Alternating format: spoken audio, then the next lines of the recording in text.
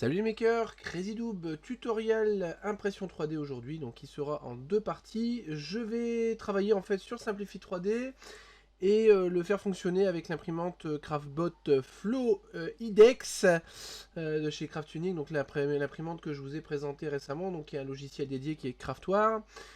J'aime bien Simplify 3D, j'aimerais bien l'utiliser. Du coup, on va essayer de trouver comment faire fonctionner l'imprimante ensemble.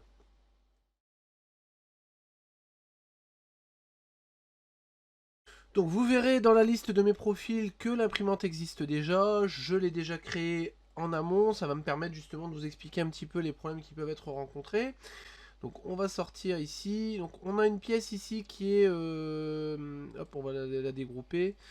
Voilà, ce que je vais faire, je vais même la déplacer, comme ça on verra un petit peu. J'ai un petit personnage Moai en deux parties. Alors je vais essayer de dégrouper, Edit Ungroup, voilà qui va me permettre voilà, de vous afficher en fait les deux couleurs. J'ai deux éléments séparés, je veux les imprimer sur la Fluidex. Sauf que par défaut, voilà, avec mes profils habituels, alors je vais supprimer les profils qui sont là également. Si j'utilise mon artillerie X1 par exemple, et que je vais dans Tool, Dual Extrusion Wizard, il ne prend pas en compte mon imprimante, tout simplement, juste celle que j'ai créée en Fluidex. À savoir que ça permet de définir quelle pièce va être imprimée par quel extrudeur, etc. Puis de paramétrer un peu automatiquement la pression en deux couleurs. J'essaie de simplifier. Donc ce que je vais faire dans un premier temps, c'est en fait essayer de trouver dans le Configuration Assistant, Configuration Assistant, une imprimante proche. Alors je sais, j'ai déjà fait des recherches, je sais que la Craftbot 3 est déjà en imprimante IDEX, donc en double extrudeur séparé. Du coup, je vais aller chercher mon Craft Unique, Craftbot 3. Voilà, donc là, en gros, si je vais ici dedans, je vais retrouver ma Craftbot 3 ainsi que ma Fluidex. Ouais, donc avec les voilà. Ce que je vais faire, j'ai déjà fait les recherches au niveau des dimensions de plateau. Ça, c'est la base 400, 260, 250. Donc ça, je vais les recopier directement. 400, 260, 250. Voilà. Donc ça, c'est une base. Ça me permet déjà d'avoir les bonnes dimensions de plateau. Voilà. Ensuite, je vais avoir besoin de script de démarrage et script de changement d'outil, etc. Donc le script de démarrage, en gros, en général, ça se résume à une chauffe de l'extrudeur, éventuellement d'un petit script qui permet d'extruder un petit peu de matière en déplaçant la tête, ce qui permet d'essuyer la tête d'impression, la nettoyer avant d'imprimer. Et pareil, ça permet d'amorcer. Donc là de base, j'ai un G-code, donc un starting script, qui est adapté à la Craftbot 3, mais pas du tout à la Fluidex. Je l'ai déjà testé, hein, bien évidemment. Donc en fait, on va avoir à chaque fois trois scripts de démarrage, etc. pour les deux extrudeurs, donc boss extrudeur, extrudeur gauche, extrudeur droit. Voilà, tout simplement. Donc ce que je vais faire, je vais travailler sur le boss extrudeur. Donc ce que je vais faire, je ne vais pas le recréer en direct. Je vais réutiliser celui que j'ai créé en vous expliquant comment ça fonctionne. Donc je vais reprendre le code. Je vais me lancer un petit notepad++ pour pouvoir vous expliquer ça plus facilement que dans la petite fenêtre. Le script de démarrage. Je vais d'abord, dans un premier temps, définir une température de lit chauffant, mais sans attendre que le lit soit chaud. Je vais faire pareil pour les deux extrudeurs. Je vais utiliser, vous voyez, sur les lignes, les variables. Donc en fait, Simplify 3D a des variables internes, c'est-à-dire que au moment où on va générer le G-code, ces blocs-là vont être remplacés par les températures qui sont définies dans mon profil. Donc en gros, je mets tout en chauffe sans attendre. Ce qui va permettre de gagner du temps à la chauffe, puisque toutes les opérations de mise à, enfin d'auto-home, etc. vont se faire pendant que ça va commencer à chauffer. Je vais définir une position absolue. Donc c'est-à-dire que tout va être, toutes les cotes pendant le script vont être prises par rapport à 0, pas par rapport au point précédent.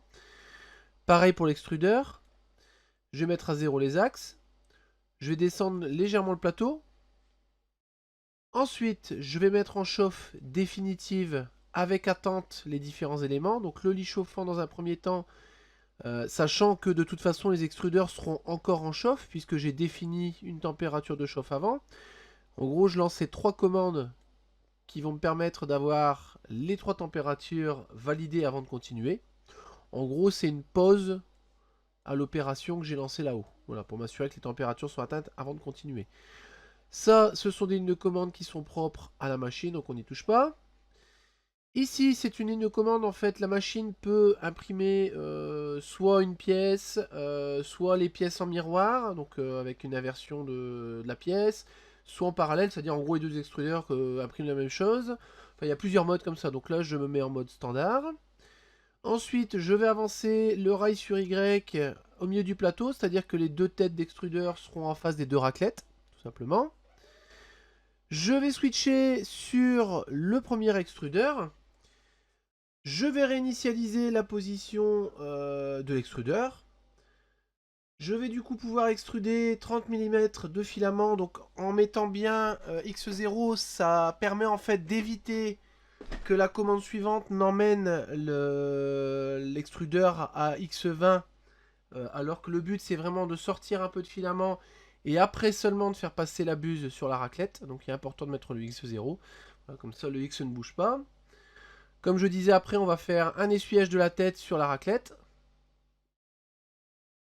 Et après, je remets à 0 mon X avec le G28. Je réinitialise ma distance d'extrudeur. Ensuite, je switch sur le second extrudeur. J'utilise la même procédure, si ce n'est que les codes sur X sont différentes. Je réinitialise. Je repars sur 0, sur Y. Et je remets à 0 ma distance d'extrusion. Je vais avoir un script de changement d'outil, donc j'ai laissé le script d'origine. Ça fonctionne très bien.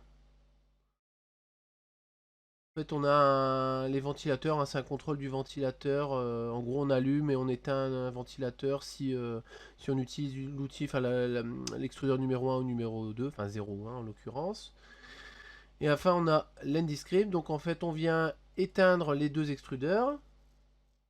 La chauffe en tout cas. On met le lit également au refroidissement. On descend l'axe Z. On éteint les deux ventilateurs. On remet les axes à 0. Et on désactive les moteurs.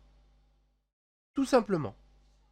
Si vous avez des questions sur l'utilisation des scripts de démarrage et d'arrêt pour imprimante 3D, donc en l'occurrence ici pour l'utilisation de la CraftBot Flow IDEX, n'hésitez pas à les laisser juste en dessous de la vidéo. D'ici là, likez, partagez, parlez-en autour de vous, et je vous dis à bientôt pour de nouvelles vidéos.